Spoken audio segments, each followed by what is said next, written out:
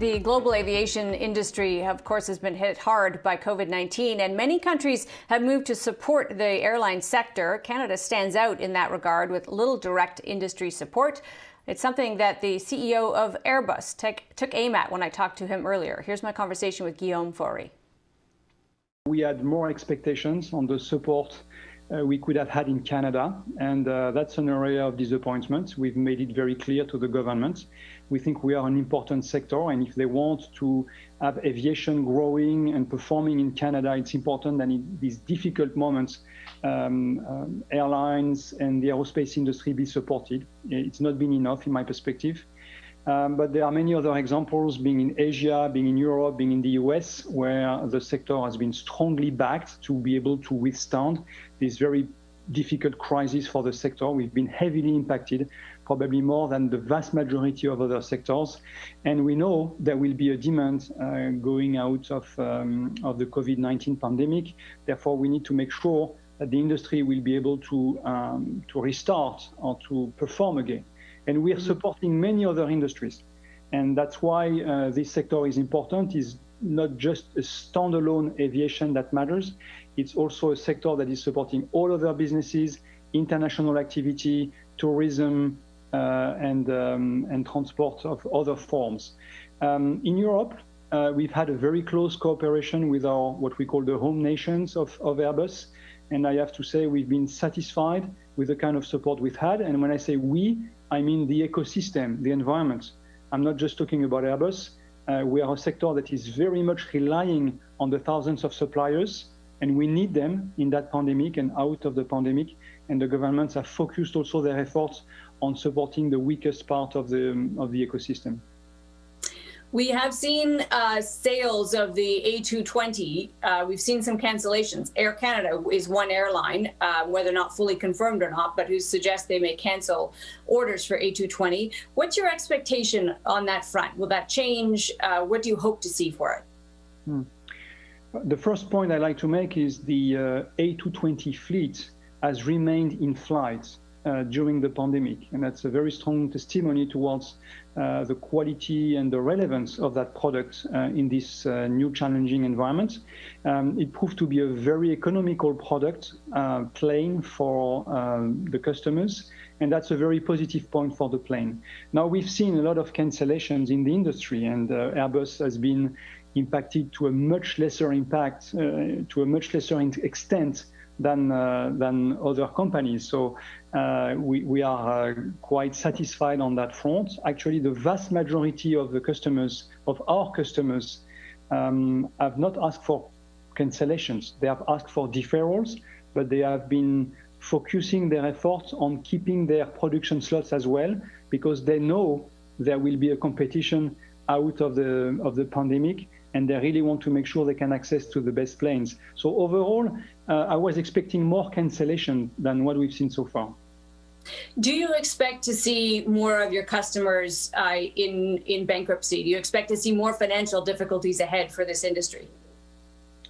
It's a very, very difficult situation for the airlines, and they are very, very impacted, weakened by this situation. So it's challenging for them, and we're trying to help as much as we can. But this being said, the very vast majority of the airlines will manage to survive through the pandemic. They have to adapt big time, as I said before, to restructure, to resize, to replan everything, to reschedule. It's tough for the teams, for the staff, obviously. But they're doing the right things to be able to be there when things start to go better, hopefully in 2021. They will emerge from the pandemic with balance sheets that will be weakened compared to pre-pandemic situation, but alive. I call it wounded but alive for the most of us. And then we'll start to do business again and hopefully restructure, improve the balance sheet and the financial state of the vast majority of airlines outside of the pandemic. There is still an appetite for flight. And as soon as the conditions are eased, we see that passengers are booking again and want to travel again. Guillaume, it speaks to the size of the pandemic crisis that the other crisis we were facing in 2019 is such a back burner issue, and that's Brexit. and the fact that at this moment it appears as though we may have no deal between the UK and the European Union, which of course we've had great warnings about. From Airbus's point of view, how serious is that for you when you think about your business in the UK, but in general the two regions? Well, first, it would really be a pity that after so many years of preparation, there is no deal at the end. I think it would be much better for the EU and the UK to have an orderly Brexit with a deal. This being said, if there is no deal, well, we will have to live with it. There will be probably a bit more of a difficult transition on the 31st of December, and we are preparing ourselves for some logistical issues, but we don't think this is going to be unmanageable. And then what will matter will be the long-term relationship between the UK and the EU. And we, Airbus, are very much relying on the quality of business between those regions, between the UK and the EU. And therefore, we will support as much as we can good relationships taking form, taking shape out of the Brexit negotiations. But again, I really hope there will be a positive outcome. This will be much better for everyone, including for Airbus. Some of those logistics that you would need to deal with if there is no deal, what's on the list? What worries you about what will happen post December 31st with no deal?